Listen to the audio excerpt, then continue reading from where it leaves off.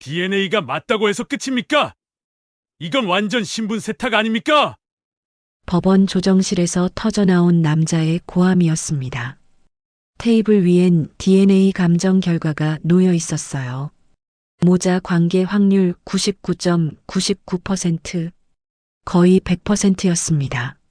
하지만 그는 인정하지 않았어요. 30해 전 입양 기록을 들이밀며 신분 세탁이라고 주장했습니다. 온라인엔 악플이 넘쳐났어요. 돈 노리고 작정한 거 아니냐는 소리까지 나왔습니다. 73살 할머니는 30해 동안 목 뒤 번개 흉터 하나만 믿고 아들을 찾아 헤맸습니다. 그런데 아들을 찾자마자 10살 손자가 심장병으로 죽어가고 있었어요.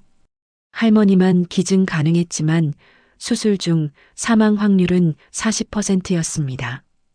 이번 영상에서는 30해 만에 아들을 찾았지만 손자를 살리기 위해 목숨을 걸어야 했던 한 어머니의 이야기에 대해서 들려드리겠습니다. 과연 할머니는 살아서 수술실에서 나올 수 있었을까요? 그리고 손자는 살 수 있었을까요? 사연 시작하기 전에 구독과 좋아요를 눌러주시면 기분 좋은 일이 생기실 겁니다. 3개월 전이었습니다. 영옥은 남편의 구형 핸드폰을 정리하고 있었어요.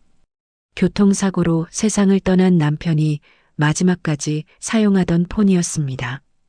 갤러리를 열자 이상한 사진들이 나왔어요.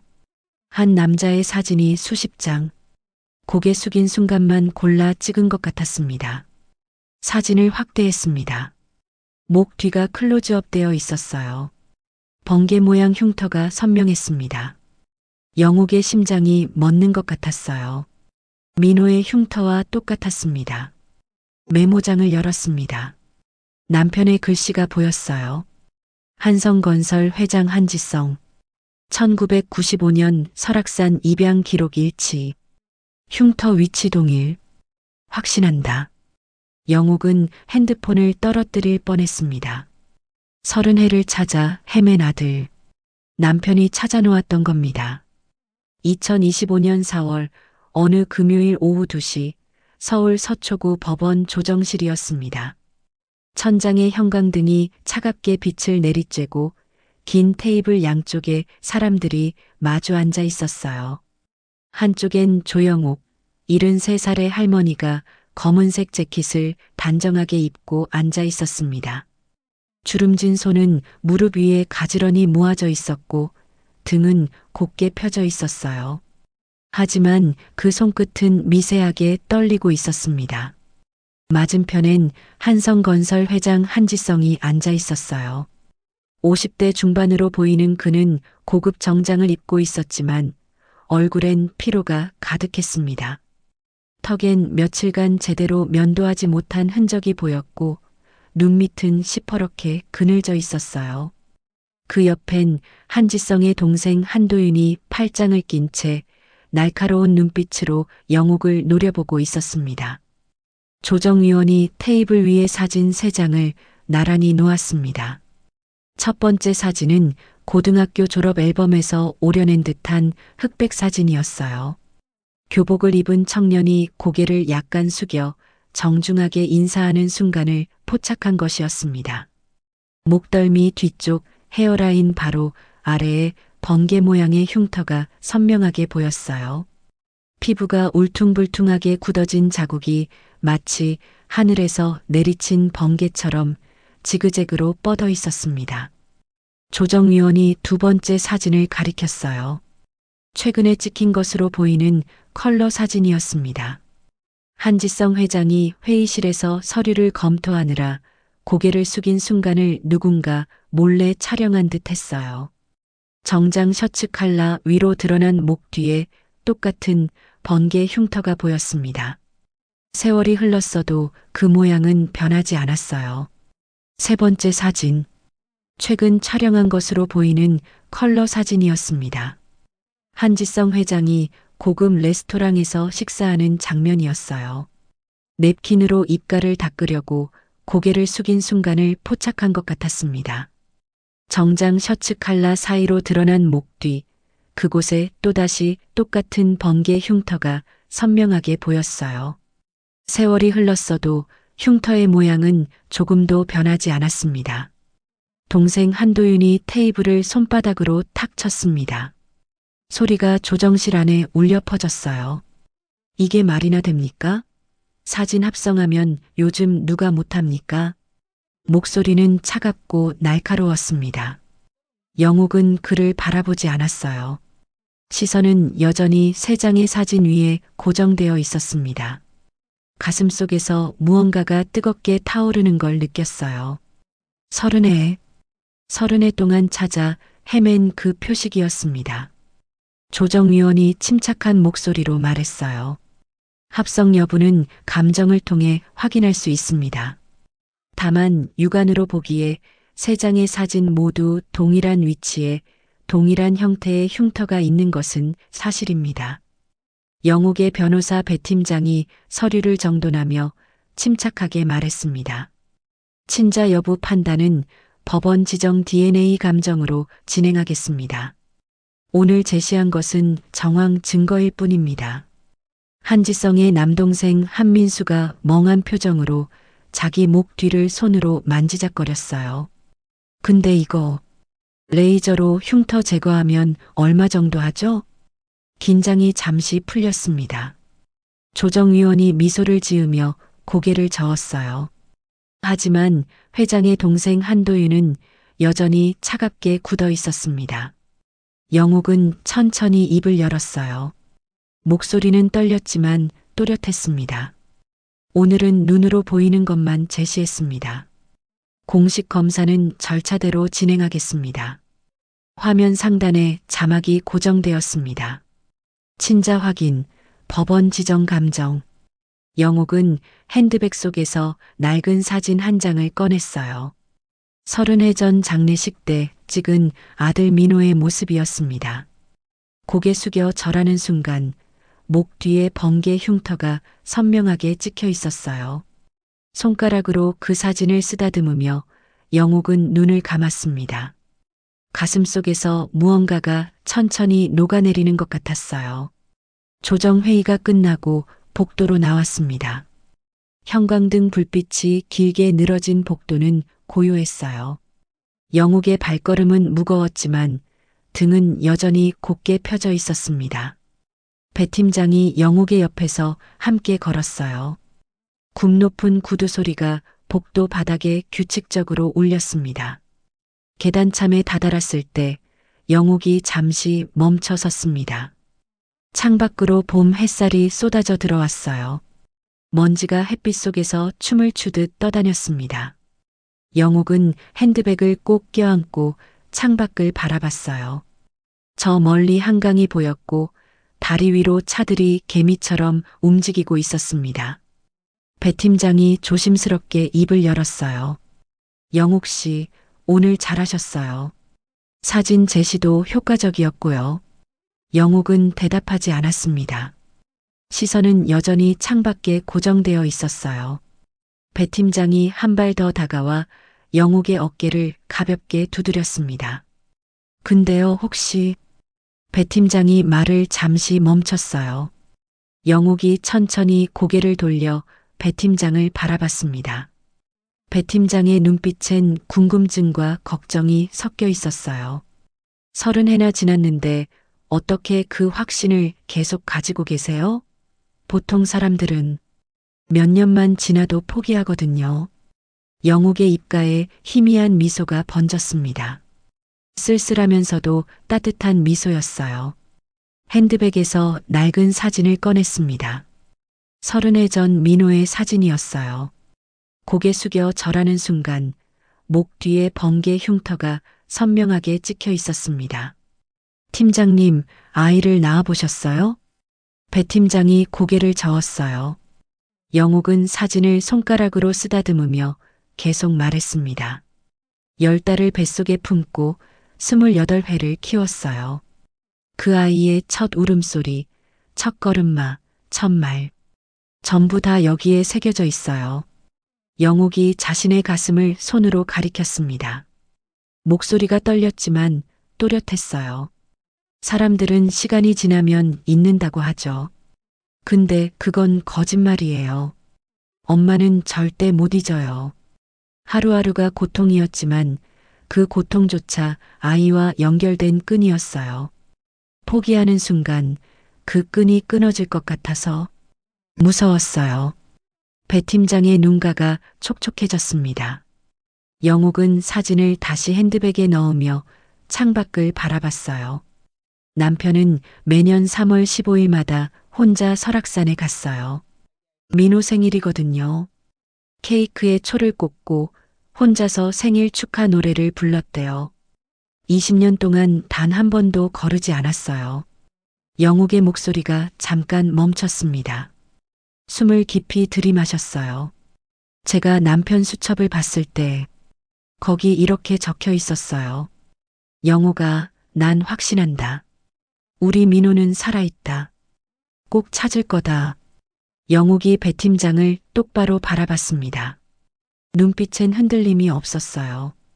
사람들은 저보고 집착한다고 했어요. 미쳤다고도 했죠. 근데 팀장님, 이게 집착인가요? 아니면 사랑인가요? 배 팀장이 입술을 깨물었습니다. 대답할 수 없었어요. 영욱은 다시 창밖을 바라보며 조용히 말했습니다. 절대 포기하지 않으면 기적은 반드시 옵니다. 늦더라도 반드시 와요. 저는 그걸 믿었어요. 남편도 그걸 믿었고요. 계단 아래에서 발걸음 소리가 들렸습니다. 누군가 올라오고 있었어요. 영욱은 핸드백을 다시 정리하고 배 팀장을 향해 고개를 끄덕였습니다. 다음 단계 준비하죠. DNA 검사 신청서 작성해야죠. 배 팀장이 고개를 끄덕였어요. 두 사람은 다시 계단을 내려가기 시작했습니다. 영욱의 발걸음은 여전히 무거웠지만 그 안에는 30해 동안 꺼지지 않은 불씨가 타오르고 있었어요. 포기하지 않는 사랑. 그것이 영욱을 여기까지 데려온 힘이었습니다. 창밖의 햇살이 영욱의 뒷모습을 비췄어요. 그림자가 길게 늘어져 계단을 따라 내려갔습니다. 한 걸음 한 걸음 내디딜 때마다 30해의 무게가 그 발걸음에 실려 있었어요. 하지만 영욱은 멈추지 않았습니다. 절대 멈추지 않을 거예요. 법원을 나와 일주일이 지났습니다. 영욱의 집은 서울 마포구의 낡은 아파트 3층이었어요. 20년 전부터 살던 곳이었습니다. 민호가 돌아왔을 때 집을 찾을 수 있도록 한 번도 이사를 가지 않았어요. 벽지는 곳곳이 벗겨져 있었고 베란다 창틀은 낡아서 삐걱거렸습니다. 하지만 영욱에게 이 집은 민호와의 마지막 연결고리였어요. 거실 벽면에는 민호의 사진들이 가득했습니다. 100일 사진부터 대학 졸업 사진까지 28회의 시간이 액자 속에 담겨 있었어요. 그 옆에는 남편 상철의 영정 사진이 놓여 있었습니다. 3개월 전 빗길 교통사고로 세상을 떠났어요. 영욱은 남편의 서재 문 앞에 섰습니다. 3개월 동안 이 방에 들어가지 못했어요. 남편의 채취가 아직 남아있을 것 같았고 그게 두려웠습니다. 심호흡을 크게 하고 천천히 문을 열었어요. 먼지 냄새가 코끝을 스쳤습니다. 책상 위에는 건축 관련 서적들이 가지런히 놓여 있었고 벽면에는 가족 사진들이 액자에 담겨 걸려 있었어요. 남편도 영욱처럼 아들의 흔적을 이렇게 간직하고 있었습니다. 책상 서랍을 하나씩 열기 시작했습니다. 첫 번째 서랍엔 볼펜과 메모지들이, 두 번째 서랍엔 명함들이 가득했어요. 세 번째 서랍을 열었을 때 구석에 낡은 수첩 한 권이 놓여 있었습니다. 검은색 가죽 표지에 모서리가 달아해진 수첩이었어요. 손에 쥐는 순간 가슴이 두근거렸습니다. 떨리는 손으로 첫 페이지를 펼쳤어요. 2015년 3월 15일. 민호가 살아있다면 38살이 되었을 텐데. 오늘도 설악산에 다녀왔어. 조각 케이크에 초를 켜고 생일 축하 노래를 불렀지. 영욱이는 모르게 혼자 갔다 왔어. 같이 가면 또 올 테니까. 가슴이 뭉클했습니다. 남편이 혼자 이런 기록을 남기고 있었다는 것을 몰랐어요. 남편이 저를 위해 혼자 얼마나 많은 눈물을 삼켰을까요?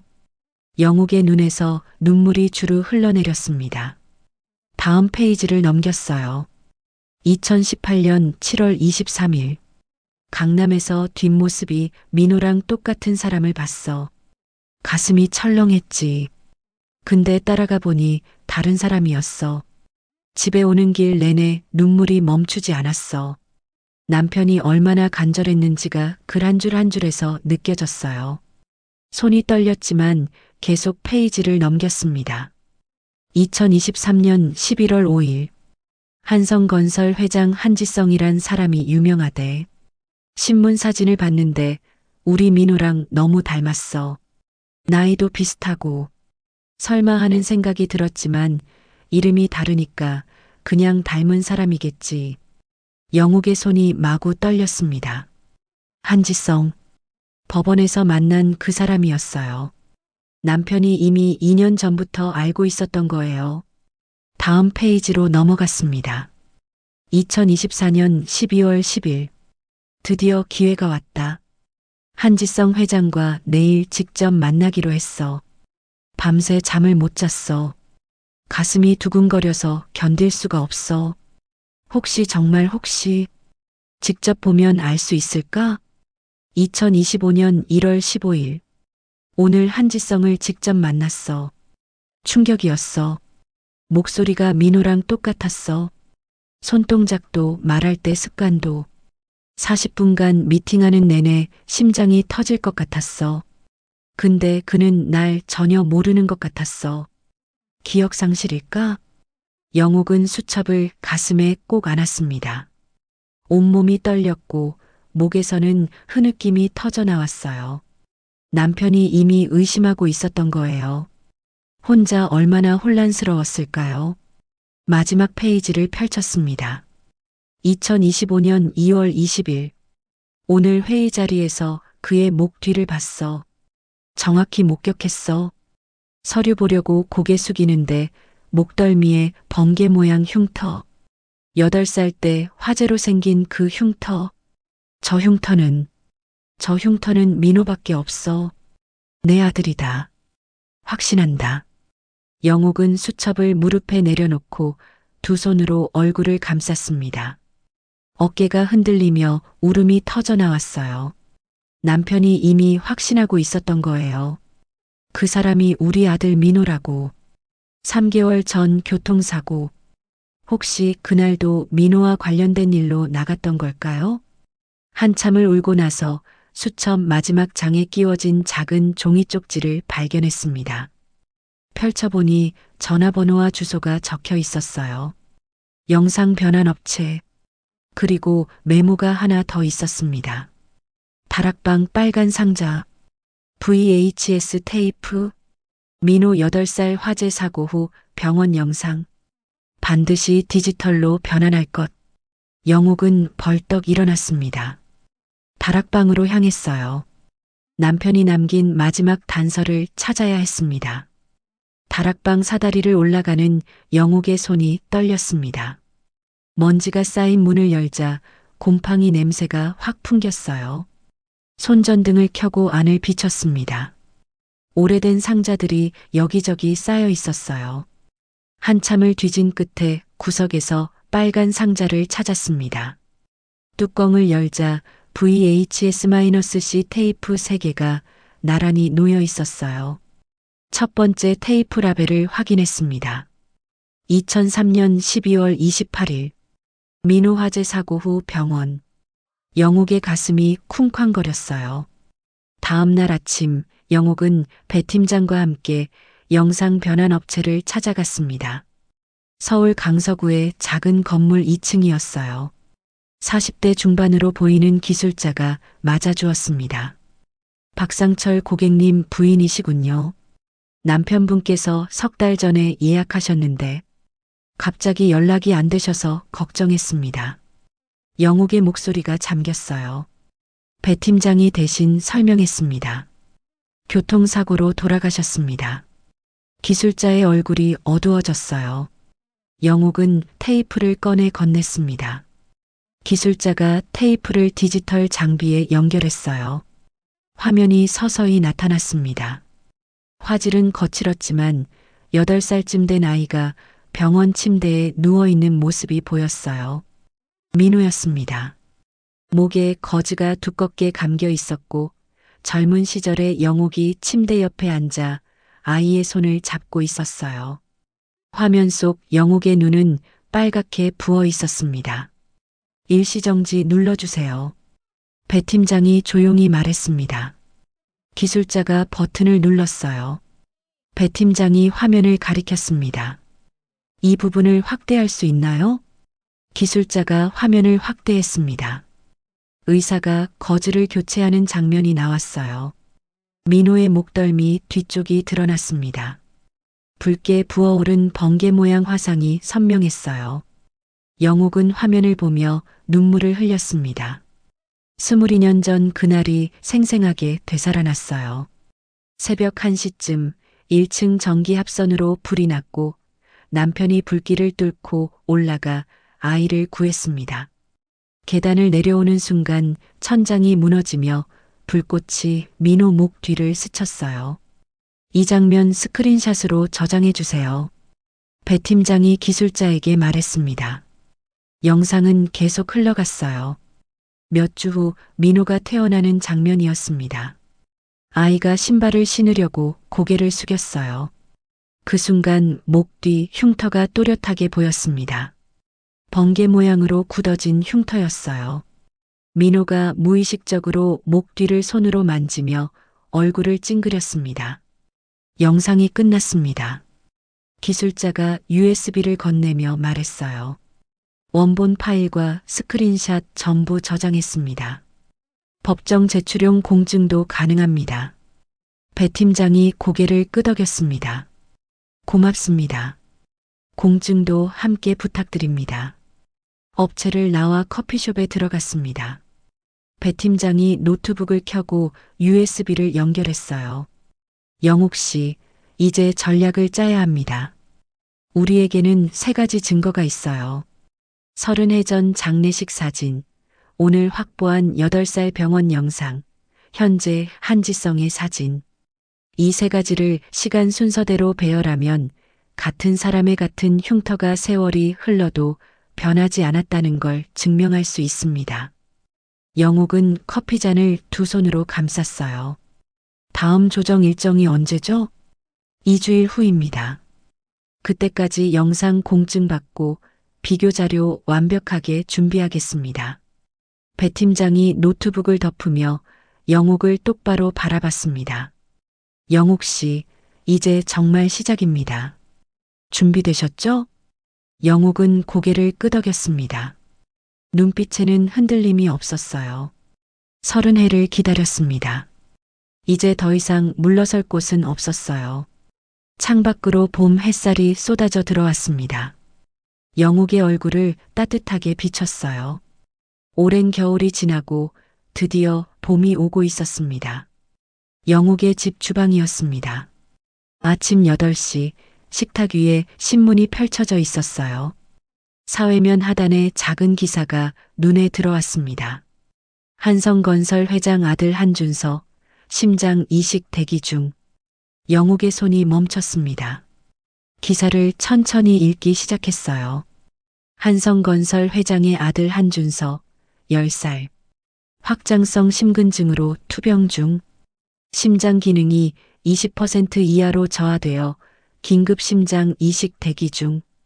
AB형 희귀혈액형, 10살 소아용 소형 심장이라는 이중 조건 때문에 적합한 기증자를 찾기 어려운 상황. 매일 밤 심정지 위험이 있으며 집중치료실에서 24시간 모니터링 중. 영옥은 신문을 내려놓았습니다. 커피잔을 2손으로 감쌌어요. 한준서, 내 손자. 영옥의 가슴은 이미 알고 있었어요. 그 아이의 목 뒤에도 번개 흉터가 있었습니다. 영옥은 핸드폰을 들었습니다. 손이 떨려서 번호를 제대로 누르기가 어려웠어요. 심호흡을 크게 한 번 하고 다시 번호를 눌렀습니다. 신문에 나온 병원 소아심장센터로 전화를 걸었어요. 네, 소아심장센터입니다. 젊은 여성의 목소리가 들렸습니다. 저 심장 기증 상담을 받고 싶은데요. 영욱의 목소리가 떨렸습니다. 잠시 후 의사로 연결되었어요. 40대 중반으로 들리는 남성의 목소리였습니다. 기증 상담이시군요. 환자분과의 관계가 어떻게 되시나요? 손자, 일 수도 있어요. 아직 확정은 안 됐지만요. 나이가 어떻게 되십니까? 73살입니다. 전화 너머로 침묵이 흘렀습니다. 의사가 조심스럽게 입을 열었어요. 그 연세에서 심장 판막 기증은 솔직히 말씀드리면 극히 위험합니다. 전신 마취만 5시간이 걸리고 수술 중 사망 확률이 40% 정도 됩니다. 영욱의 가슴이 철렁 내려앉았습니다. 40%, 절반에 가까운 확률이었어요. 그래도 혈액형이 맞으면 가능한 건가요? 혈액형이 가장 중요합니다. 환자분 혈액형이 AB형인데 기증자분 혈액형은요? 저도 AB형입니다. 전화 너머로 놀라는 기척이 들렸습니다. 정말입니까? AB형이 맞으시다면 일단 검사를 받아보셔야 할 것 같습니다. 심장 크기와 판막 상태를 확인해야 해요.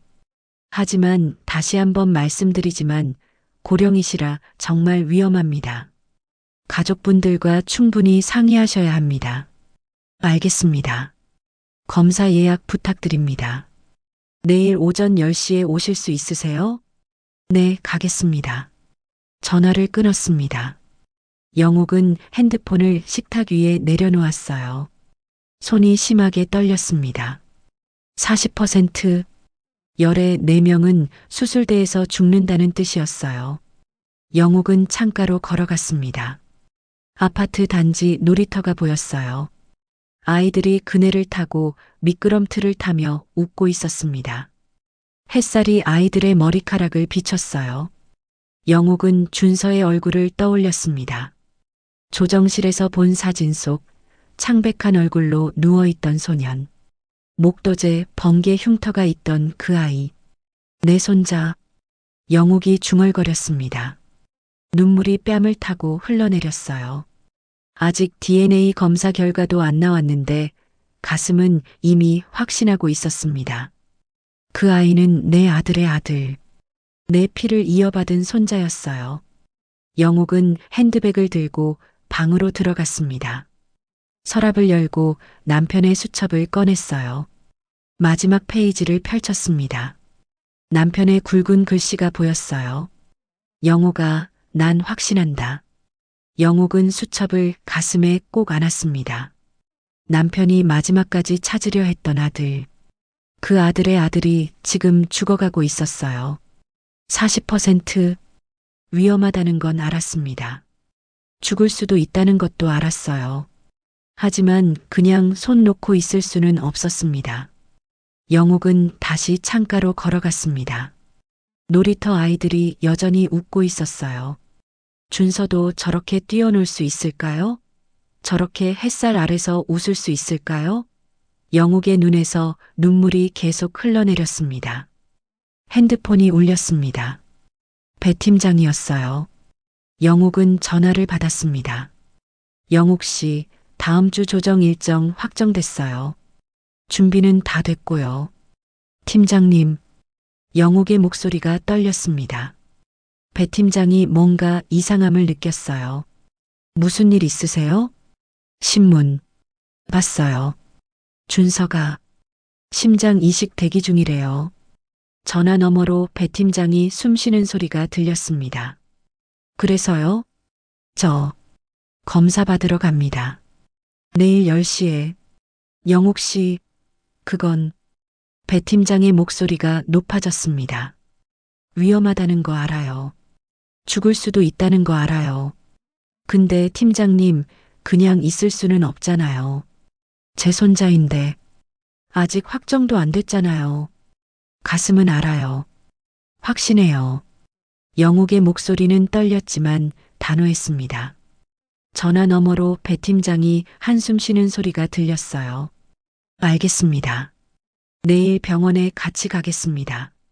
전화가 끊어졌습니다. 영욱은 창밖을 바라봤어요. 구름 한 점 없는 맑은 하늘이었습니다. 결정은 이미 내려졌어요. 남은 건 실행뿐이었습니다. 다음 날 오전 10시 병원 검사실이었습니다. 간호사가 영욱을 불렀어요. 조영욱 환자분, 들어오세요. 영욱은 배 팀장을 돌아봤습니다. 배 팀장이 손을 꼭 잡아주었어요. 의자에 앉자 간호사가 영욱의 팔을 소독했어요. 주사기를 꺼내 바늘을 찔렀습니다. 진공관에 검붉은 피가 천천히 차올랐어요. 20분 정도 후에 결과 나옵니다. 영욱은 복도 의자에 앉아 기다렸습니다. 20분이 마치 2시간처럼 느껴졌어요. 의사가 나왔습니다. 조영욱 보호자분? 영욱과 배 팀장이 일어섰습니다. 의사가 차트를 펼쳤어요. 혈액형 검사 결과 나왔습니다. AB형 맞으십니다. 환자와 일치합니다. 영욱의 가슴이 두근거렸습니다. 이제 심장 초음파 검사 진행하겠습니다. 이쪽으로 오세요. 초음파실로 들어갔습니다. 영욱은 침대에 누웠어요. 의사가 젤을 가슴에 바르고 탐촉자를 갖다 댔습니다. 모니터에 심장이 뛰는 모습이 나타났어요. 의사가 탐촉자를 이리저리 움직이며 화면을 살폈습니다. 키보드를 두들기며 여러 지점을 측정했어요. 다 됐습니다. 일어나셔도 됩니다. 영욱은 천천히 일어나 앉았습니다. 의사가 모니터를 가리키며 설명하기 시작했어요. 심장 크기가 또래 여성보다 작은 편입니다. 판막 상태도 비교적 양호하고요. 조건상으로는 기증이 불가능한 건 아닙니다. 영욱의 눈빛이 빛났습니다. 의사가 말을 이었어요. 하지만 연세가 73살이시잖아요. 전신마취 자체가 위험합니다. 5시간 이상 수술대에 누워 계셔야 해요. 심장 판막을 떼어내는 과정에서 심장이 멈출 수도 있고요. 의사의 목소리가 무거워졌습니다. 솔직히 말씀드리면 수술 중 사망 확률이 40% 정도 됩니다. 거의 반반이에요. 살 확률과 죽을 확률이 해야 합니다. 영욱이 의사 말을 끊었습니다. 목소리는 떨리지 않았어요. 의사가 영욱을 바라봤습니다. 환자분, 이건 농담이 아닙니다. 정말 죽을 수 있어요. 수술대에서 그냥 못 일어나실 수도 있다고요. 그래도 해야죠. 제 손자니까요. 영욱의 눈빛에는 흔들림이 없었습니다. 의사가 한숨을 쉬었어요. 가족분들 동의가 필요합니다. 그리고 법적으로 친자 관계가 확인되어야 하고요. 일단 오늘은 검사 결과까지만 받으시고 천천히 생각해 보세요. 1층 상담실로 내려갔습니다. 배 팀장이 서류 뭉치를 꺼냈어요. 법원 지정 DNA 감정 동의서였습니다. 영욱 씨, 이제 이것도 진행해야 합니다. 심장 기증은 법적으로 친자 관계가 확정되어야 가능해요. 그래서 DNA 감정을 빨리 진행해야 합니다. 배 팀장이 서류를 펼쳤습니다. 영욱은 천천히 읽었어요. 친자 확인을 위한 DNA 감정 신청 동의서. 영욱은 펜을 들어 서명란에 이름을 썼습니다. 조영욱. 배 팀장이 서류를 정리하며 말했어요. 오늘은 동의까지만 진행했습니다. 실제 채취는 조정 성립 후에 법원 지정 병원에서 진행됩니다. 회장 측도 동의해야 하고요. 2개를 동시에 진행하는 거죠? DNA 확인하고 심장 기증 준비하고. 네. 2개의 레일입니다. 하나는 법적 친자 확인, 하나는 생명을 구하는 일. 혼선이 생기면 안 되니까 절차를 철저히 지켜야 해요. 영욱은 고개를 끄덕였습니다. 창밖으로 봄 햇살이 쏟아지고 있었어요. 병원 정원에 목련이 피어 있었습니다. 하얀 꽃잎이 바람에 흔들렸어요. 배 팀장이 영욱의 어깨를 두드렸습니다. 영욱 씨, 정말 괜찮으세요? 40%라는 건 괜찮아요. 73년 살았으면 충분해요. 근데 저 아이는 이제 겨우 10살이에요. 앞으로 살아야 할 날이 얼마나 많은데요. 영욱의 목소리는 차분했습니다. 배 팀장의 눈가가 붉어졌어요. 두 사람은 병원을 나섰습니다. 주차장으로 걸어가며 배 팀장이 말했어요. 다음 주 조정회의에서 한지성 회장 측 DNA 동의를 받아야 합니다. 그게 첫 번째 관문이에요. 받을 수 있을까요? 받아야죠. 손자 살리려면 어머니가 필요하다는 걸 회장도 알 거예요. 영욱은 하늘을 올려다봤습니다. 구름 한 점 없이 맑은 하늘이었어요. 두 개의 레일. 하나는 아들을 찾는 길, 하나는 손자를 살리는 길. 이제 돌아갈 수 없었습니다. 앞으로만 나아가야 했어요. 병원 3층 복도였습니다. 영욱은 배 팀장과 함께 걸어가고 있었어요. 앞쪽에서 환자 보호자들이 모여서서 수군거리는 소리가 들렸습니다. 영욱이 가까이 다가가자 목소리가 또렷하게 들렸어요. 그 친자 조작 소송 말이야. 신문에 났던 그거. 한성건설 회장이랑 싸우는 거 맞지? 돈 받으려고 작정한 거 아니야? 요즘 세상에 뭘 못 만들어. 사진이고 뭐고 다 조작할 수 있는데. 영욱의 발걸음이 잠시 느려졌습니다. 배 팀장이 영욱의 팔을 살짝 잡았어요. 영욱은 고개를 들고 그냥 걸어갔습니다. 보호자들이 영욱을 힐끗 쳐다보더니 목소리를 낮췄어요. 영욱은 그들을 보지 않았습니다. 엘리베이터를 타고 1층으로 내려왔습니다. 로비 벤치에 앉았어요. 배 팀장이 핸드폰을 꺼내 화면을 영욱에게 보여줬습니다. 온라인 커뮤니티 게시글이었어요. 한성건설 친자 소송, 뭔가 수상하다. 댓글들이 주르륵 달려 있었습니다. 영욱은 천천히 읽었어요. 신분 세탁 의혹, 비자금 덮으려는 거 아니냐, 옛날 기록 다 삭제했다는 소문, DNA도 조작 가능하다는 말들이 넘쳐났습니다. 영욱 씨, 이런 거 보지 마세요. 배 팀장이 핸드폰을 걷었습니다. 하지만 영욱은 이미 다 읽었어요. 가슴이 답답했지만 얼굴엔 표정 변화가 없었습니다. 괜찮아요. 영욱의 목소리는 차분했습니다. 배 팀장이 한숨을 쉬었어요. 그때 정장 차림의 남자가 다가왔습니다. 30대 후반으로 보였어요. 한도윤 측 변호사였습니다. 남자가 영욱 앞에 섰어요. 조영욱 씨 맞습니까? 목소리는 예의 바르지만 차갑게 느껴졌습니다. 영욱은 고개를 끄덕였어요. 저희 의뢰인께서 하실 말씀이 있으십니다. 지금 이 소송을 취하하시면 합의금을 드릴 용의가 있습니다. 법정까지 가면 시간만 더 걸리고 서로 손해예요. 어차피 DNA 검사 결과 나와도 입양 기록 때문에 복잡해질 겁니다. 영욱은 남자를 똑바로 바라봤습니다. 눈빛에는 흔들림이 없었어요. 전 돈이 필요해서 이러는 게 아닙니다. 제 아들을 찾는 거예요. 아들이라는 증거가 뭡니까? 흉터 하나 가지고. 요즘 성형외과 가면 흉터쯤이야. 배 팀장이 벌떡 일어섰습니다. 지금 뭐 하시는 겁니까? 법원 조정 중인 사안에 대해 사적으로 접촉하는 건 부적절한 행위입니다. 그리고 우리는 합법적인 절차만 밟고 있어요. DNA 검사는 법원 지정 기관에서 진행할 겁니다. 몰래 채취 같은 불법은 절대 안 합니다.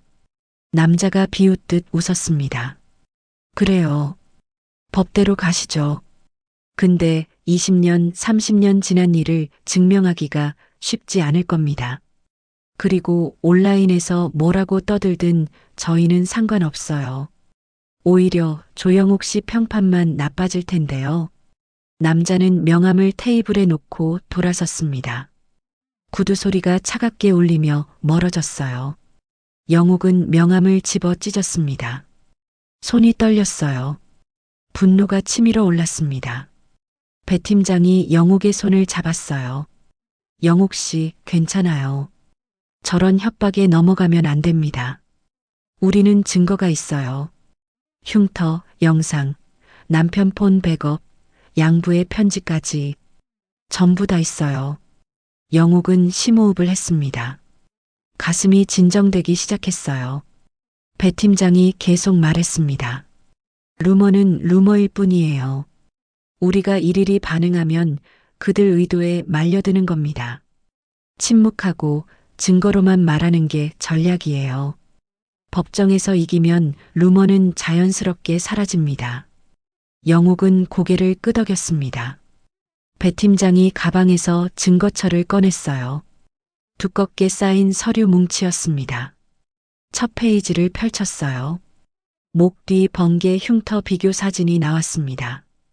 고등학교 졸업 앨범 속 민호, 회의실 속 한지성 회장, 병실 속 준서.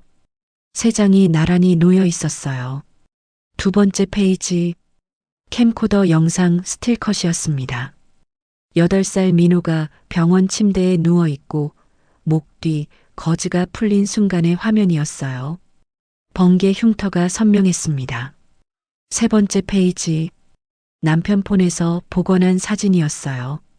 유리컵 테두리를 접사로 찍은 것과 포스트잇에 굵은 DNA 글씨가 보였습니다.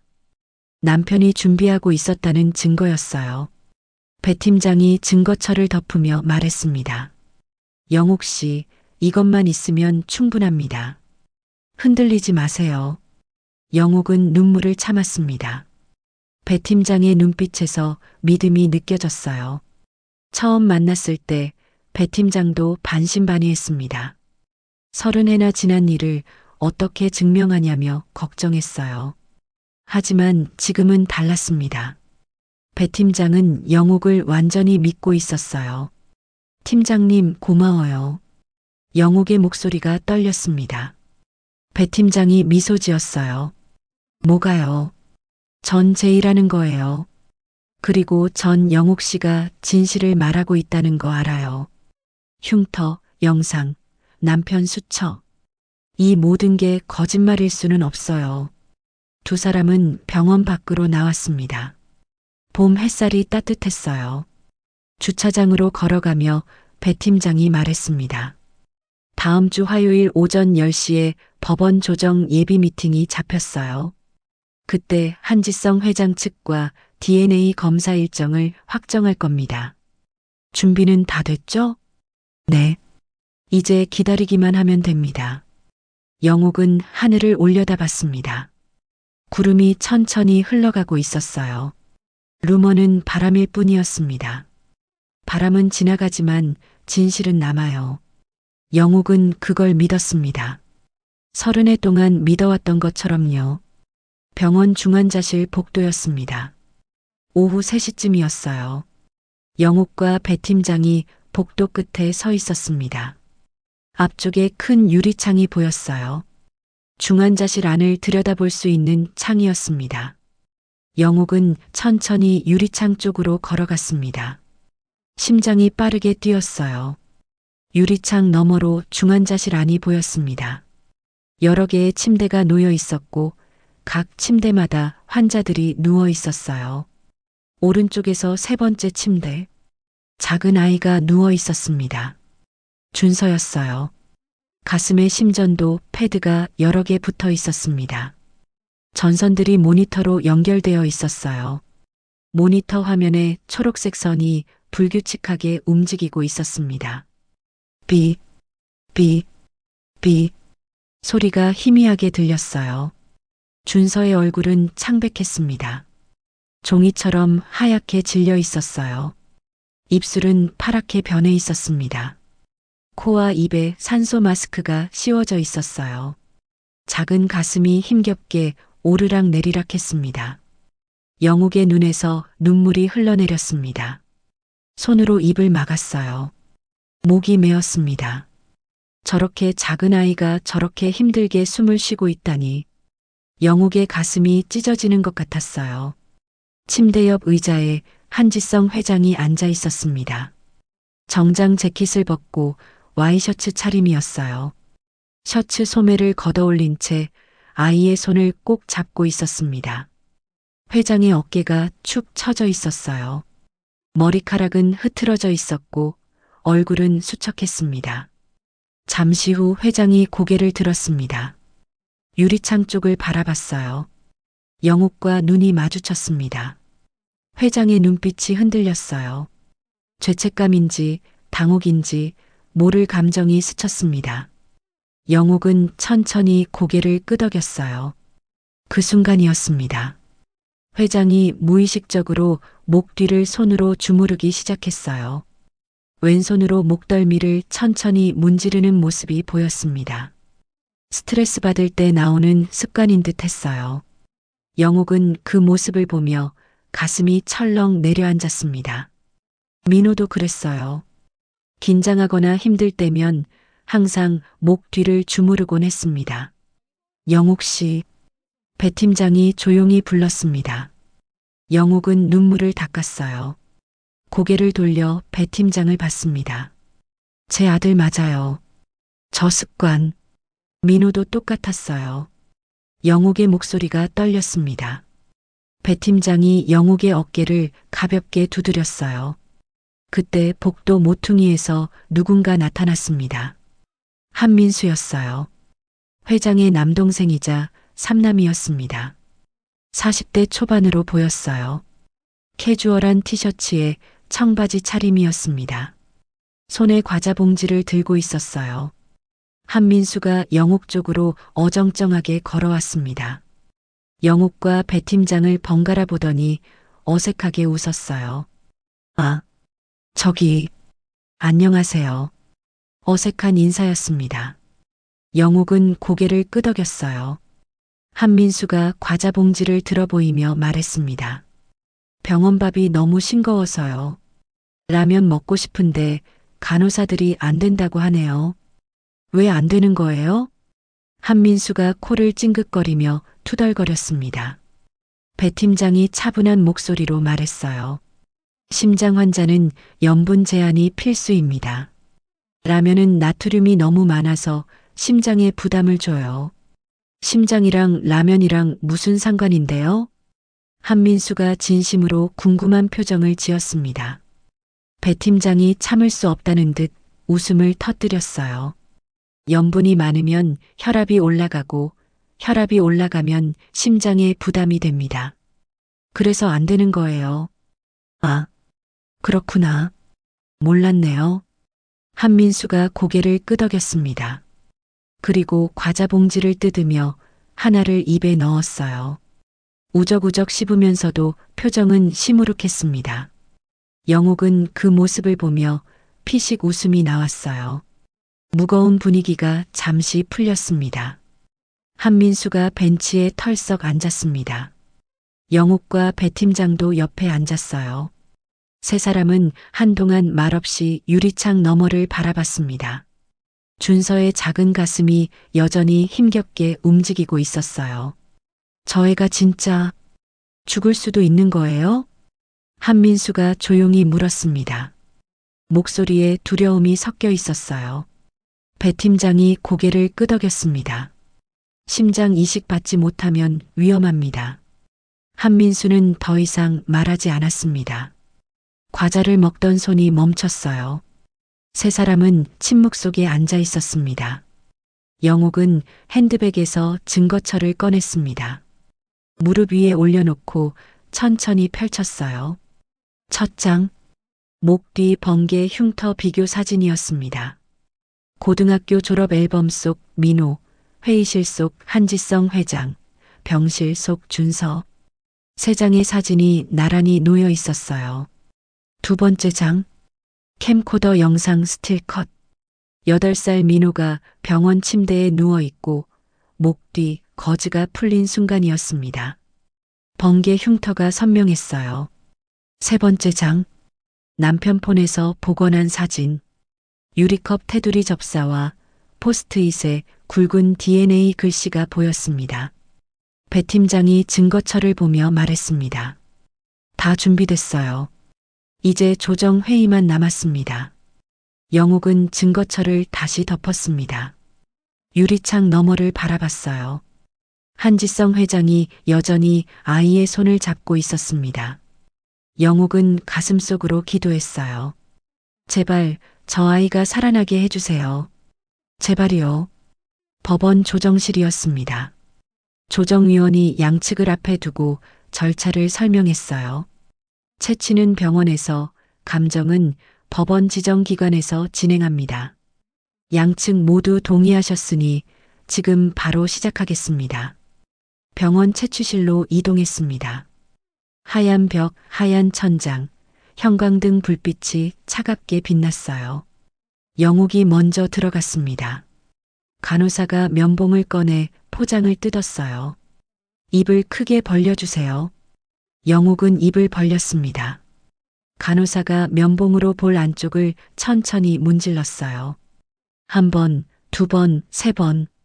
면봉을 빼내 즉시 밀봉 튜브에 넣었습니다. 튜브 뚜껑을 닫고 봉인 스티커를 붙였어요. 스티커에 영욱의 이름과 날짜, 시간이 적혔습니다. 다음 분, 한지성 회장이 들어왔습니다. 똑같은 절차를 밟았어요. 면봉으로 볼 안쪽을 3번 문지르고 밀봉하고 봉인했습니다. 조정위원이 2개의 튜브를 확인하고 서류에 서명했어요. 이제 감정기관으로 보내겠습니다. 결과는 2주일 정도 걸립니다. 2주일, 열나흘. 영욱에게는 마치 1년처럼 느껴졌어요. 시간이 흘렀습니다. 열나흘이 지났습니다. 법원에서 연락이 왔어요. 감정 결과가 나왔다는 내용이었습니다. 영욱과 배 팀장은 다시 법원 조정실로 향했습니다. 조정실에 들어서자 한지성 회장과 한도윤, 한민수가 먼저 와 있었어요. 한지성 회장은 창밖을 바라보며 서 있었습니다. 등이 굽어 보였어요. 한도윤은 팔짱을 낀 채 날카로운 눈빛으로 영욱을 쳐다봤습니다. 조정위원이 들어왔습니다. 손에 봉인된 갈색 봉투를 들고 있었어요. 테이블 위에 봉투를 놓았습니다. 모두의 시선이 그 봉투로 집중되었어요. 그럼 개봉하겠습니다. 조정위원이 봉투를 천천히 뜯었습니다. 안에서 서류를 꺼냈어요. A사 용지 한 장이었습니다. 조정위원이 서류를 펼쳐 읽기 시작했습니다. 법원 지정 DNA 감정 결과입니다. 피검사자 조영욱과 한지성의 모자 관계 확률. 조정위원이 잠시 멈췄습니다. 서류를 다시 확인했어요.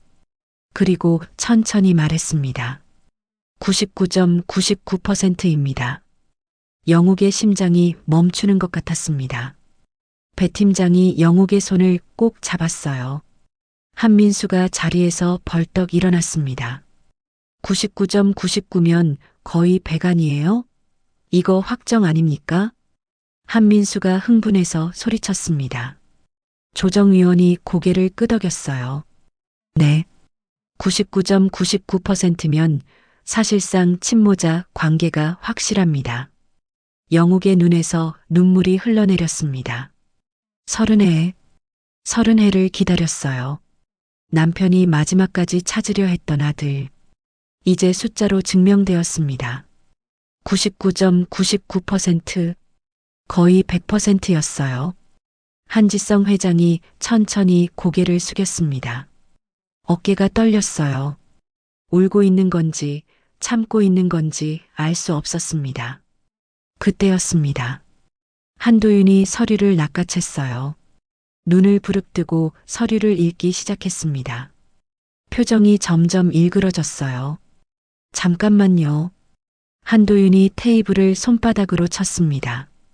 소리가 조정실을 울렸어요. DNA가 맞다고 해서 끝입니까? 입양 기록은 어떻게 설명하실 겁니까? 영욱과 배 팀장이 얼어붙었습니다. 한도윤이 가방에서 서류를 꺼냈어요. 파란 파일이었습니다. 여기 입양 신고 기록이 있습니다. 30년 전 설악산 마을에서 신원미상 남성을 입양했다는 기록이요. 이름도 바뀌었고 주민등록번호도 새로 발급받았어요. 이거 완전 신분 세탁 아닙니까? 한도윤의 목소리가 날카롭게 울렸습니다. 영욱은 입술을 깨물었어요. 배 팀장이 벌떡 일어났습니다. 입양은 합법적인 절차였습니다. 당시 사정이 무슨 사정이든 간에 신분이 바뀐 건 사실이잖아요. DNA 맞으면 뭐합니까? 법적으로 완전히 다른 사람이 된 건데. 한도윤이 소리쳤습니다. 조정위원이 손을 들어 제지했어요. 잠깐 진정하십시오. 입양 기록에 대해서는 추가 자료 제출이 필요합니다. 양측 모두 관련 서류를 준비해 주시기 바랍니다. 조정위원이 서류를 정리했습니다. 회의가 중단되는 분위기였어요. 영욱은 의자에 주저앉았습니다. 99.99% 거의 확정이라고 생각했어요. 이제 끝났다고 생각했습니다. 하지만 입양 기록, 그걸 깜빡했어요. 아니, 깜빡한 게 아니었습니다. 당연히 설명할 수 있다고 생각했어요. 하지만 한도윤은 그걸 무기로 쓰고 있었습니다. 배 팀장이 영욱 옆에 앉았습니다. 손을 꼭 잡았어요. 영욱 씨, 괜찮아요. 우리에게는 양부의 편지가 있어요. 당시 상황을 설명할 수 있습니다. 영욱은 고개를 끄덕였지만 가슴은 무거웠어요. 99.99%의 승리는 순식간에 무너졌습니다. 거짓 승리였어요. 진짜 싸움은 이제부터였습니다. 한지성 회장이 조정실을 나갔습니다. 한도윤이 뒤따라갔어요. 한민수는 자리에 남아 영욱을 바라봤습니다. 미안하다는 듯한 표정이었어요. 하지만 아무 말도 하지 않고 그도 나갔습니다. 영욱과 배 팀장만 남았습니다. 조정실은 고요했어요. 창밖으로 비가 내리기 시작했습니다. 빗방울이 유리창을 두드렸어요. 영욱은 창밖을 바라봤습니다. 99.99, 거의 100이었어요. 하지만 그게 전부가 아니었습니다.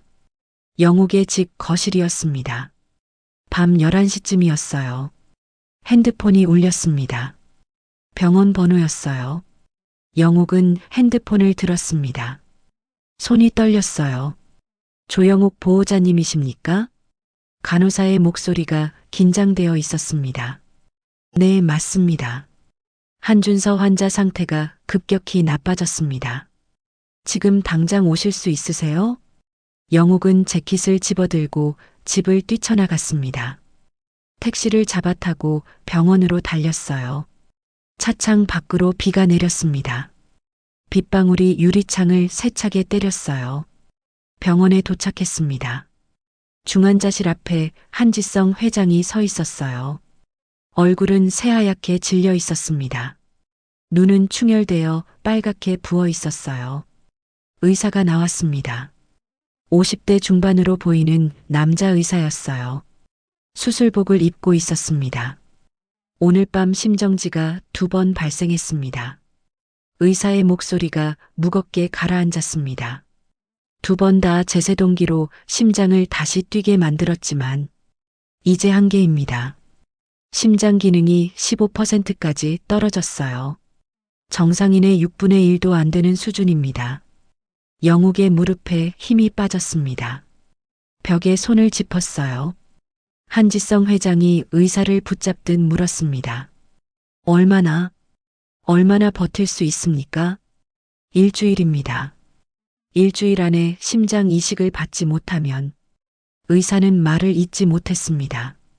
고개를 숙였어요. 한지성 회장이 벽에 이마를 기댔습니다. 어깨가 심하게 떨렸어요. 영욱은 중환자실 유리창으로 다가갔습니다. 준서가 침대에 누워 있었어요. 얼굴은 더 창백해져 있었고 입술은 거의 보랏빛에 가까웠습니다. 가슴 위에 제세동 패드가 붙어 있었어요. 언제든 다시 심정지가 올 수 있다는 뜻이었습니다. 영옥은 유리창에 손을 댔습니다. 차가운 유리가 손바닥에 닿았어요. 준서야, 할머니가 꼭 살려줄게. 조금만 버텨. 제발. 다음 날 아침이었습니다. 영옥은 배 팀장과 함께 사무실에 있었어요. 배 팀장이 노트북을 열고 온라인 기사를 보여줬습니다. 한성건설 친자 소송, 입양 기록 논란 확대. 댓글이 수백 개 달려 있었어요. 신분 세탁 아니냐, 과거 뭔가 숨긴 거 아니냐, 비자금 덮으려는 거 아니냐, 온갖 추측들이 난무했습니다. 영옥 씨, 이거 보세요. 배 팀장이 다른 기사를 열었습니다.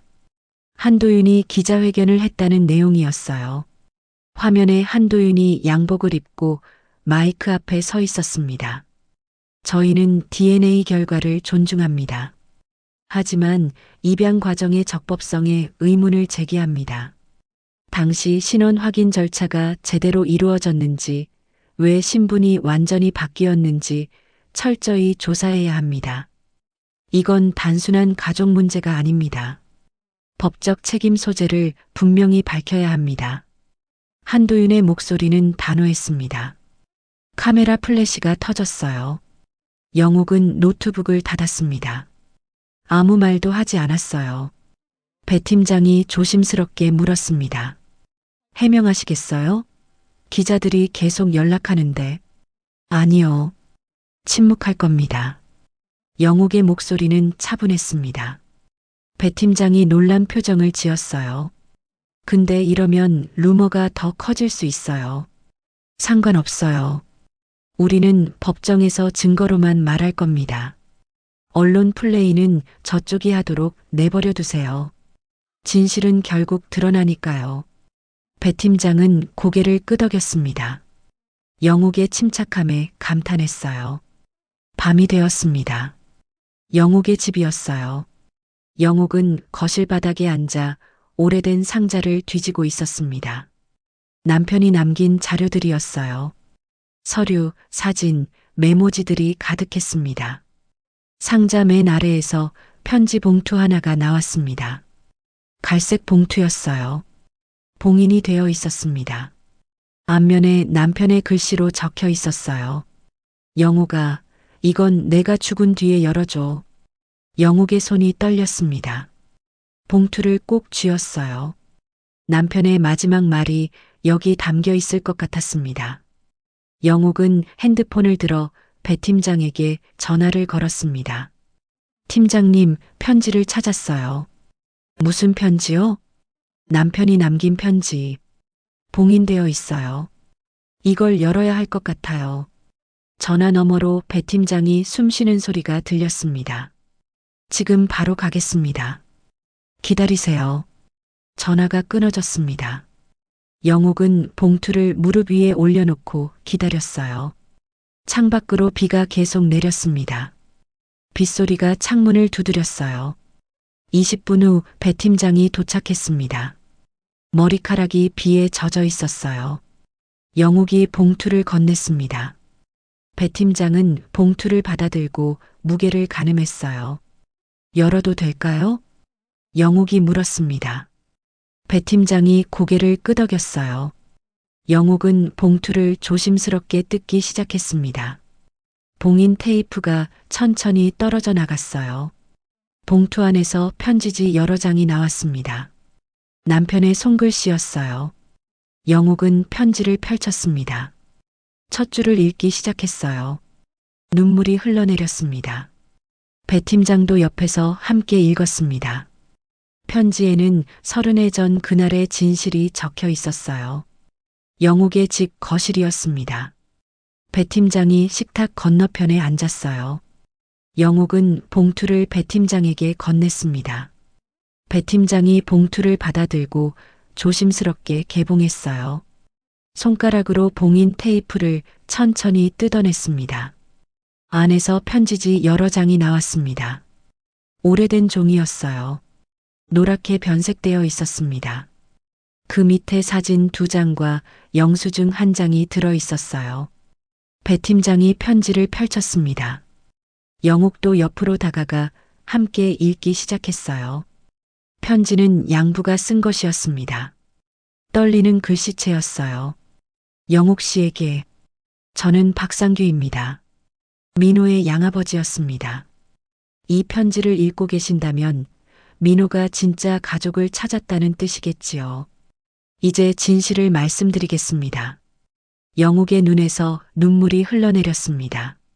배 팀장이 계속 읽었어요. 1995년 8월 15일이었습니다. 설악산에 폭우가 쏟아졌어요. 산사태가 일어났고 계곡이 범람했습니다. 그날 저녁 마을 입구 개울가에서 한 청년이 쓰러져 있었어요. 온몸이 진흙투성이었고 머리에서 피가 흐르고 있었습니다. 영옥은 입술을 깨물었습니다. 배 팀장이 편지를 계속 읽었어요. 마을 사람들과 함께 청년을 집으로 옮겼습니다. 마을 의원을 불러 치료했어요. 사흘 동안 의식을 잃고 있었습니다. 나흘째 되는 날 아침 청년이 눈을 떴어요. 하지만 아무것도 기억하지 못했습니다. 이름도 고향도 가족도 전부 잊어버린 상태였어요. 영옥의 손이 떨렸습니다. 배 팀장이 물 한 잔을 건넸어요. 영옥은 물을 마시고 다시 편지를 응시했습니다. 3달 동안 청년을 돌봤습니다. 기억이 돌아오기를 기다렸어요. 하지만 돌아오지 않았습니다. 경찰에 신고했지만 당신은 실종자 데이터베이스가 제대로 갖춰지지 않았던 시절이었어요. 청년의 신원을 찾을 수 없었습니다.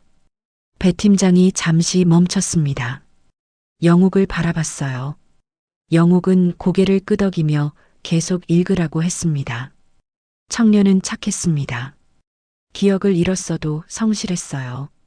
마을 일을 도와주고 농사일도 거들었습니다. 저희 부부는 자식이 없었어요. 의논 끝에 청년을 아들로 받아들이기로 했습니다. 정식으로 입양 절차를 밟았어요. 주민등록도 새로 만들었고 이름도 지어줬습니다. 박민호라고요. 영옥은 울음을 터뜨렸습니다. 소리내어 울었어요. 배 팀장이 영옥의 어깨를 감싸 안았습니다. 아들은 행복했습니다. 결혼도 하고 준서도 낳았어요. 하지만 가끔 멍하니 하늘을 보곤 했습니다. 뭔가 잃어버린 것 같다고, 가슴이 텅 빈 것 같다고 말했어요. 저는 그때마다 말했습니다. 언젠가 기억이 돌아오면 진짜 가족을 찾아가라고. 우리는 괜찮다고요. 편지는 계속되었습니다. 그래서 모든 기록을 보관했습니다. 당시 입원했던 마을의원 영수증, 경찰 신고 접수증, 입양 서류 전부요. 사진도 찍어뒀습니다. 언젠가 이 자료들이 필요할 거라고 생각했어요. 영옥 씨, 민호는 좋은 아들이었습니다. 저희를 진심으로 부모님이라고 불러줬어요. 그 마음에 감사합니다. 이제 진짜 어머니를 찾았으니 부디 행복하시길 바랍니다. 편지가 끝났습니다. 영옥은 얼굴을 두 손으로 가리고 울었어요. 배 팀장도 눈가를 훔쳤습니다. 배 팀장이 사진을 집어들었어요. 첫 번째 사진이었습니다. 20대 후반으로 보이는 청년이 마을 앞에 서 있었어요. 얼굴은 수척했지만 미소를 짓고 있었습니다. 고개를 약간 숙인 순간이었어요. 목 뒤에 번개 모양 흉터가 희미하게 보였습니다. 두 번째 사진, 양부모와 민호가 함께 찍은 가족 사진이었어요. 셋 다 환하게 웃고 있었습니다. 배경은 논밭이었어요. 배 팀장이 영수증을 꺼냈습니다. 설악산 마을의원이라고 적혀 있었어요. 날짜는 1995년 8월 18일. 치료 내용은 두부 열상 봉합, 타박상 치료라고 적혀 있었습니다. 영옥 씨, 배 팀장이 조용히 불렀습니다. 영옥이 고개를 들었어요. 눈이 빨갛게 부어 있었습니다. 이게 답입니다. 신분 세탁이 아니었어요. 범죄도 아니었어요. 폭우와 산사태가 만든 비극이었어요. 그리고 양부모님의 선택은 합법적이었습니다. 민호를 살리기 위한 불가피한 선택이었어요. 영옥은 편지를 다시 집어들었습니다. 양부의 글씨를 손가락으로 쓰다듬었어요. 고마워요. 정말 고마워요. 우리 민호 살려주셔서. 영옥이 중얼거렸습니다. 목소리가 떨렸어요.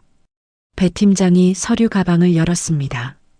투명 파일을 꺼내 편지와 사진, 영수증을 조심스럽게 넣었어요. 이걸 법원에 제출하겠습니다. 입양이 적법했다는 걸 증명할 수 있어요. 신분 세탁이 아니라 생존을 위한 선택이었다는 것도요. 한도윤의 공격을 막을 수 있습니다. 영옥은 고개를 끄덕였습니다. 눈물을 닦았어요. 가슴속에서 무언가가 풀리는 느낌이었습니다. 30해 동안 짓눌렸던 무게가 조금씩 가벼워지고 있었어요. 이제 끝이 보여요. 배 팀장이 말했습니다. 영옥은 창밖을 바라봤어요. 비가 그쳤습니다. 구름 사이로 달빛이 비쳤어요. 어둠 속에서 희미한 빛이 보이기 시작했습니다. 법원 조정실이었습니다. 오전 10시였어요. 조정위원이 노트북을 테이블 중앙에 놓고 화면을 켰습니다. 양쪽에서 모두 볼 수 있도록 각도를 조정했어요. 화면이 둘로 나뉘었습니다. 좌측에는 캠코더 영상이 재생되었어요. 8살 민호가 병원 침대에서 일어나 고개를 숙이는 순간이었습니다. 목 뒤 번개 흉터가 선명하게 보였어요. 우측에는 최근 사진이 떠 있었습니다. 한지성 회장이 회의 중 서류를 보려고 고개 숙인 순간이었어요. 똑같은 위치에 똑같은 번개 흉터가 보였습니다. 조정위원이 화면 하단을 가리켰습니다. DNA 감정 결과 요약표가 떠 있었어요. 모자 관계 확률 99.99%. 사실상 친모자 관계 확실. 한민수가 화면을 뚫어지게 쳐다봤습니다. 좌우 화면을 번갈아 보더니 중얼거렸어요. 진짜 똑같네. 99.99면 거의 100이잖아요. 한지성 회장은 고개를 숙이고 있었습니다. 어깨가 미세하게 떨렸어요. 한도윤은 팔짱을 낀 채 창밖을 바라봤습니다. 표정은 굳어 있었어요. 배 팀장이 가방에서 투명 파일을 꺼냈습니다. 양부의 편지와 사진, 마을의원 영수증이 들어 있었어요. 조정위원에게 건넸습니다. 추가 자료입니다. 입양 당시 상황을 설명하는 양부의 편지와 당시 치료 기록입니다. 조정위원이 편지를 천천히 읽기 시작했습니다. 한지성 회장도 고개를 들어 편지를 바라봤어요. 조정위원이 읽는 동안 조정실은 고요했습니다. 벽식의 초침 소리만 들렸어요. 1995년 8월 폭우와 산사태로 신원미상 청년 발견. 장기 기억상실 상태. 석 달간 돌봄. 정식 입양 절차 진행. 조정위원이 요약하며 말했습니다. 사진을 들어 올렸어요. 이 사진에도 목 뒤 흉터가 보입니다. 그리고 마을의원 영수증으로 당시 치료 기록도 확인됩니다. 입양은 합법적이었고 신분 기록도 모두 보존되어 있었습니다. 한도윤이 입을 열었습니다. 그래도 신분이 바뀐 건 사실 아닙니까? 목소리는 여전히 날카로웠지만 힘이 빠져 있었어요. 조정위원이 차분하게 대답했습니다. 불가피한 선택이었습니다. 당시 기억을 잃은 상태에서 생존하기 위한 합법적 절차였어요. 범죄가 아닙니다. 한도윤은 더 이상 반박하지 않았습니다. 입술을 깨물고 고개를 돌렸어요. 한민수가 손가락으로 숫자를 세며 중얼거렸습니다. 흉터 있고 영상 있고 DNA 99.99에 편지까지 있으면 이건 확정 아니에요? 한민수의 말에 조정실 분위기가 바뀌었습니다. 조정위원이 고개를 끄덕였어요. 맞습니다. 보이는 흉터, 종이 기록, 숫자, 결과, 양부의 편지. 모든 증거가 같은 방향을 가리킵니다. 조영옥 씨와 한지성 씨는 친모자 관계가 확실합니다. 한지성 회장이 천천히 고개를 들었습니다. 영옥을 바라봤어요. 눈은 충혈되어 있었고 눈물이 고여 있었습니다. 입술이 떨렸어요. 한참을 망설이다가 입을 열었습니다. 너무 늦었습니다. 죄송합니다. 어머니. 목소리가 갈라졌습니다. 영옥의 눈에서 눈물이 흘러내렸어요. 하지만 영옥은 울지 않았습니다. 고개를 끄덕이며 차분하게 말했습니다. 늦지 않았어요. 이제라도 만났잖아요. 근데 지금 중요한 건 그게 아니에요. 준서부터 살려야죠. 아이가 죽어가고 있어요. 영옥의 목소리는 단호했습니다.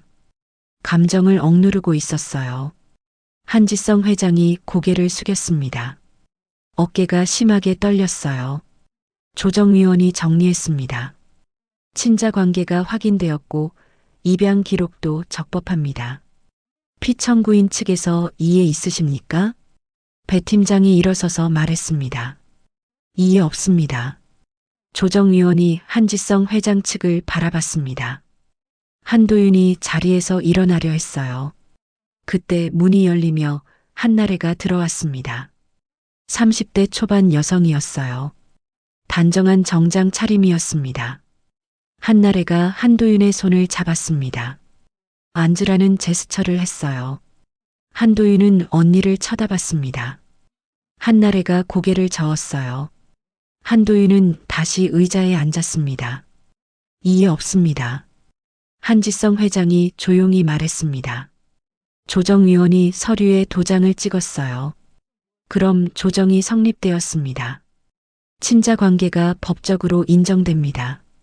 조정실 안이 고요했습니다.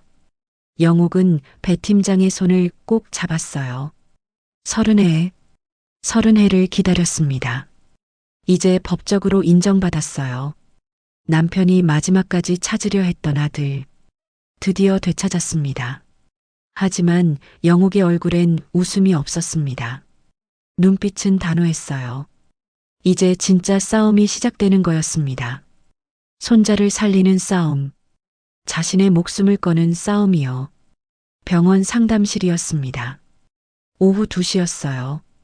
의사가 책상 앞에 앉아 있었고 맞은편엔 영옥과 한지성 회장이 나란히 앉아 있었습니다. 의사는 50대 후반으로 보였어요. 흰 가운을 입고 있었고 손에는 두꺼운 차트를 들고 있었습니다. 조영옥 씨, 73세입니다. 의사가 차트를 펼치며 말했습니다. 이 나이에서 심장 판막 기증 수술은 솔직히 말씀드리면 극히 위험합니다. 정말 위험해요.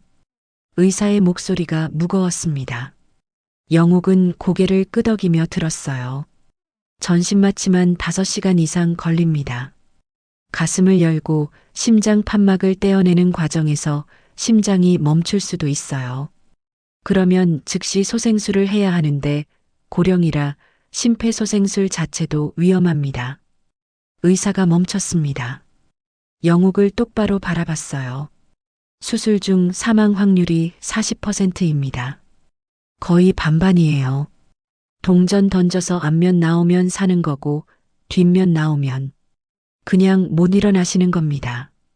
한지성 회장이 자리에서 벌떡 일어났습니다. 의자가 뒤로 밀려나며 삐걱 소리를 냈어요. 안 됩니다. 절대 안 돼요. 목소리가 떨렸습니다. 얼굴이 새하얗게 질려 있었어요. 다른 방법 찾겠습니다. 다른 기증자 찾아볼게요. 해외에서라도 찾아보겠습니다. 제발 이러지 마세요. 한지성이 영옥을 붙잡듯 바라봤습니다. 눈에는 눈물이 고여 있었어요.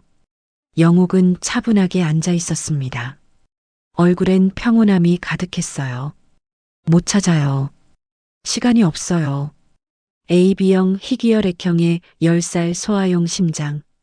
일주일 안에 못 찾으면 준서는 죽어요. 당신도 알잖아요. 영옥의 목소리는 떨리지 않았습니다. 한지성이 무릎을 꿇었어요. 영옥 앞에 무릎을 꿇고 손을 잡았습니다. 어머니, 제발이요. 저 때문에 30해 동안 고생하셨잖아요. 이제 겨우 만났는데 이렇게 가시면 안 됩니다. 제발 다른 방법 찾게 해주세요. 한지성이 울먹였습니다. 영옥은 아들의 손을 꼭 잡았어요. 민호야, 엄마는 73년 살았어. 충분해. 근데 준서는 이제 겨우 10살이야. 앞으로 살아야 할 날이 얼마나 많은데. 결혼도 해야 하고, 아이도 낳아야 하고, 행복하게 살아야 하잖아. 영옥의 목소리가 부드러웠습니다. 한지성은 고개를 숙이고 울었어요. 어깨가 격하게 떨렸습니다. 전하고 싶어요. 손자를 살릴 수 있다면 기꺼이 할게요. 영옥이 의사를 바라보며 말했습니다. 의사가 한숨을 쉬었어요. 가족분 동의가 필요합니다. 그리고 수술 동의서에 직접 서명하셔야 해요. 영옥은 고개를 끄덕였습니다. 한지성은 여전히 무릎을 꿇고 영옥의 손을 잡고 있었어요. 밤이 되었습니다. 영옥의 집이었어요. 거실에는 남편 사진이 벽에 걸려 있었습니다. 영옥은 사진 앞에 앉았어요. 향을 피우고 손을 모았습니다. 여보, 영옥이 조용히 불렀습니다. 내일 수술해요. 우리 민호 손자를 살리러 가요. 당신이 마지막까지 찾으려던 아들, 정말 그 사람 맞았어요.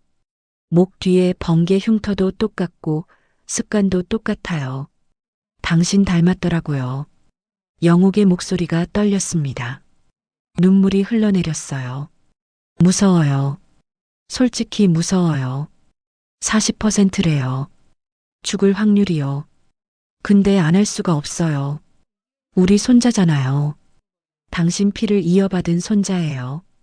영옥은 한참 동안 남편 사진을 바라봤습니다. 사진 속 남편은 환하게 웃고 있었어요.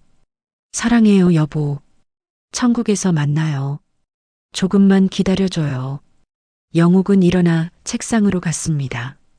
편지지를 꺼내 펜을 들었어요. 손이 떨렸습니다. 첫 줄을 쓰기 시작했어요.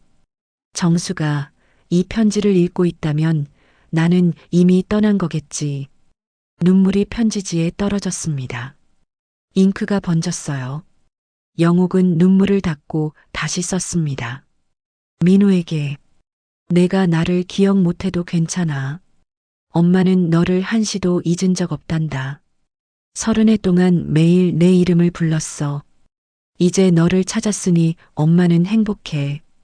영옥은 계속 편지를 썼습니다. 준서에게도 편지를 썼어요. 준서야, 할머니가 너를 많이 사랑해. 건강하게 자라렴. 축구선수 되고 싶다며? 꼭 되렴.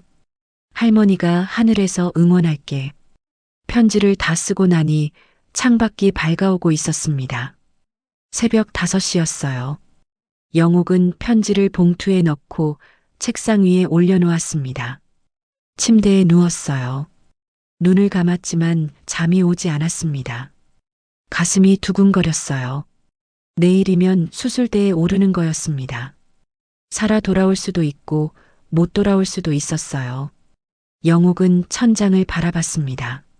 40%, 절반에 가까운 확률이었어요. 하지만 후회는 없었습니다.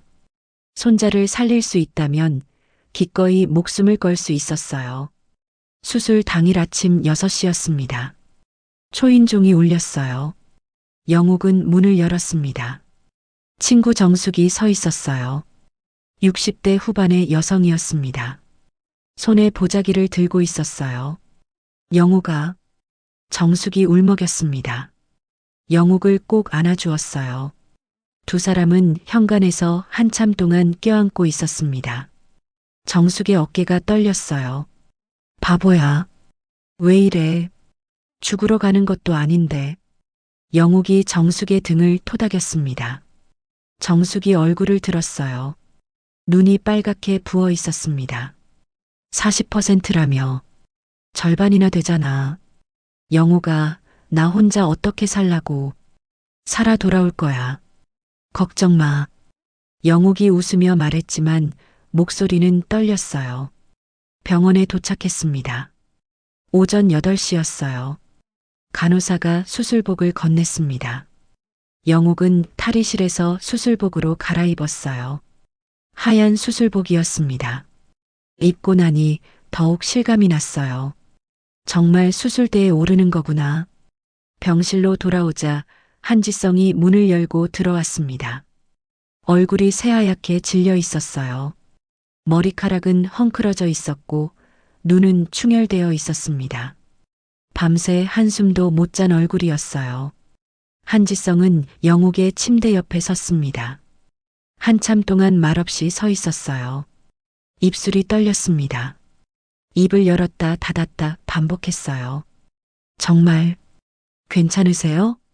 떨리는 목소리였습니다. 영옥은 환하게 웃었어요. 괜찮아요. 아니, 행복해요. 손자를 살릴 수 있잖아요. 어머니. 한지성의 목소리가 갈라졌습니다. 눈물이 뺨을 타고 흘러내렸어요. 이렇게까지 하실 필요 없어요.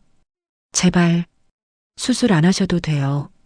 다른 방법 찾을게요. 민호야. 영옥이 한지성의 손을 잡았습니다. 엄마는 이미 결심했어. 후회 없어. 준서 축구하는 거 보고 싶어. 엄마가 못 보면 당신이 대신 봐줘. 약속해.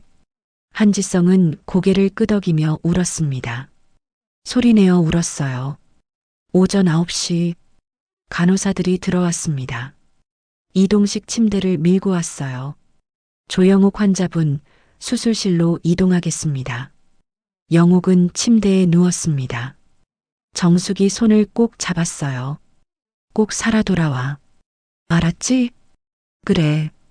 약속할게. 침대가 움직이기 시작했습니다. 복도를 따라 천천히 이동했어요. 천장에 형광등 불빛이 하나씩 지나갔습니다. 하나, 둘, 셋, 넷. 영옥은 불빛을 세웠어요. 가슴이 두근거렸습니다. 수술실 문 앞에 도착했습니다. 한지성이 침대 옆으로 달려왔어요. 영옥의 손을 꼭 잡았습니다. 손이 얼음장처럼 차갑고 떨렸어요. 어머니. 한지성이 떨리는 목소리로 불렀습니다. 눈에는 눈물이 가득했어요. 저 기다리고 있을게요. 꼭 깨어나세요. 제발이요. 영옥은 고개를 끄덕였습니다. 한지성의 손을 꼭 쥐었어요. 너무 걱정 마. 엄마 강해. 수술실 문이 열렸습니다. 하얀 불빛이 쏟아져 나왔어요. 눈이 부셨습니다. 침대가 천천히 안으로 들어갔어요. 뒤에서 문이 닫히는 소리가 들렸습니다. 쿵. 무거운 소리였어요. 수술실은 차가웠습니다. 에어컨 바람이 얼굴에 닿았어요. 천장에 거대한 조명이 달려 있었습니다. 여러 개의 모니터가 삐삐 소리를 냈어요. 의료진들이 움직이고 있었습니다. 마취과 의사가 다가왔습니다. 마스크를 쓰고 있어서 눈만 보였어요. 금방 끝날 겁니다. 편하게 계세요. 주사기가 준비되었습니다. 바늘이 팔의 혈관에 들어갔어요. 차가운 액체가 혈관을 타고 흐르는 느낌이 들었습니다. 손끝부터 차가워지기 시작했어요. 눈꺼풀이 무거워졌습니다. 의식이 점점 흐려졌어요. 천장의 조명이 흐릿하게 번졌습니다. 마지막으로 떠올린 건 민호였어요. 어린 민호가 손을 잡고 걷던 모습, 그 따뜻한 손. 영옥은 그 기억을 안고 천천히 어둠 속으로 빠져들었습니다. 수술실 밖 대기실이었습니다. 한지성과 한민수, 한나래, 정숙이 앉아 있었어요. 벽에 걸린 시계를 모두가 바라봤습니다. 오전 9시 10분. 한지성은 의자에 앉아 있을 수가 없었습니다. 일어나서 복도를 왔다 갔다 했어요. 손으로 머리카락을 쥐어뜯었습니다. 10시. 1시간이 지났습니다. 수술실 빨간 불은 여전히 켜져 있었어요. 11시, 2시간이 지났습니다. 한민수가 자판기에서 커피를 뽑아왔어요. 한지성에게 건넸지만 한지성은 마시지 않았습니다. 정오, 3시간이 지났습니다. 정숙이 기도를 하고 있었어요. 손을 모으고 눈을 감았습니다. 오후 1시, 4시간이 지났습니다. 한나래가 한지성의 어깨를 잡았어요. 오빠 앉아요. 쓰러지겠어요. 하지만 한지성은 앉지 않았습니다. 계속 걸었어요. 수술실 문만 쳐다봤습니다. 오후 2시 40분, 5시간 반이 지났습니다. 수술실 빨간 불이 꺼졌어요. 문이 열렸습니다. 의사가 나왔습니다. 마스크를 벗었어요. 땀이 이마에 맺혀 있었습니다. 모두가 벌떡 일어났습니다. 한지성이 의사에게 달려갔어요. 어떻게 됐습니까? 목소리가 떨렸습니다. 의사가 고개를 끄덕였어요. 성공했습니다. 사흘째 되는 날 새벽이었습니다. 중환자실 병실이었어요. 영옥의 손가락이 미세하게 움직였습니다. 눈꺼풀이 떨렸어요. 천천히 눈을 떴습니다. 희미하게 천장이 보였습니다. 하얀 천장이었어요. 형광등이 눈부셨습니다. 목이 너무 말랐어요. 입술이 바짝 말라 있었습니다. 옆구리가 찢어질 듯 아팠어요. 온몸이 납덩이처럼 무거웠습니다. 간호사가 깨어난 걸 알아챘습니다. 급히 의사를 불렀어요. 의사가 달려왔습니다. 손전등으로 눈동자를 비추고 맥박을 확인했어요. 조영욱 환자분, 들리세요? 고개 끄덕여 보세요. 영욱은 천천히 고개를 끄덕였습니다. 의사가 환하게 웃었어요. 성공했습니다. 수술 잘 끝났어요. 유리창 밖에서 한지성이 얼굴을 들이밀었습니다. 눈에는 눈물이 가득했어요. 입술이 떨렸습니다. 손을 유리창에 대고 영욱을 바라봤어요. 영욱도 손을 들어 흔들었습니다. 힘이 없어서 조금밖에 못 흔들었어요. 며칠이 더 지났습니다. 영욱은 중환자실에서 일반 병실로 옮겨졌어요. 창밖으로 봄 햇살이 들어왔습니다. 따뜻했어요. 한지성이 침대 옆에 앉았습니다. 손에 서류를 들고 있었어요. 떨리는 손으로 서류를 펼쳤습니다. 어머니, DNA 검사 결과가 나왔습니다. 목소리가 떨렸어요. 저는 정말 김민호가 맞습니다. 어머니의 친아들이에요. 99.99% 확실해요. 영욱의 눈에서 눈물이 주르륵 흘러내렸습니다. 손을 들어 한지성의 뺨을 쓰다듬었어요. 민호야, 내 아들 민호야. 떨리는 목소리로 아들을 불렀습니다. 한지성이 영욱의 손을 잡고 이마에 갖다 댔어요. 어깨가 격하게 떨렸습니다. 죄송해요, 어머니. 30해 동안. 정말 죄송해요. 됐어. 이제 만났잖아. 그걸로 충분해. 영욱이 아들의 머리를 쓰다듬었습니다. 다음 날이었습니다. 병실 문이 열렸어요. 휠체어가 들어왔습니다. 준서였어요. 얼굴에 혈색이 돌아 있었습니다. 눈빛도 맑았어요. 입술은 더 이상 파랗지 않았습니다. 할머니, 준서가 환하게 웃으며 소리쳤습니다. 휠체어를 밀고 영욱의 침대 옆으로 왔어요. 영욱의 손을 잡았습니다. 할머니 덕분에 살았어요. 정말 감사해요. 선생님이 그러는데 저 이제 완전히 나을 수 있대요. 준서의 목소리는 밝았습니다. 영욱은 준서의 머리를 쓰다듬었어요. 눈물이 또 흘렀습니다. 축구할 수 있겠네? 네, 꼭 할 거예요.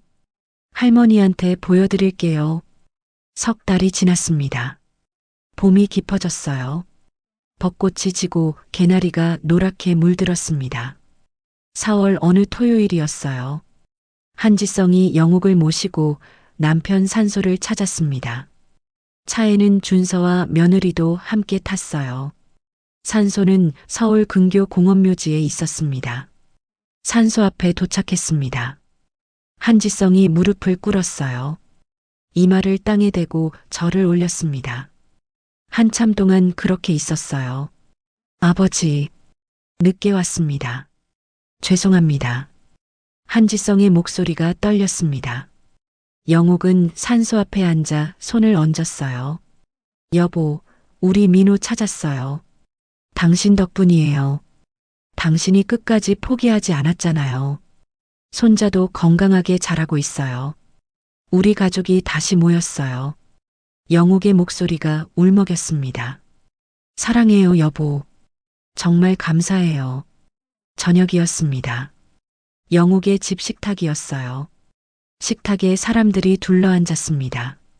영옥, 한지성, 준서, 며느리, 한민수, 한나래, 배 팀장, 그리고 양어머니도 왔습니다. 80대 초반의 할머니였어요. 영옥은 양어머니의 손을 꼭 잡았습니다.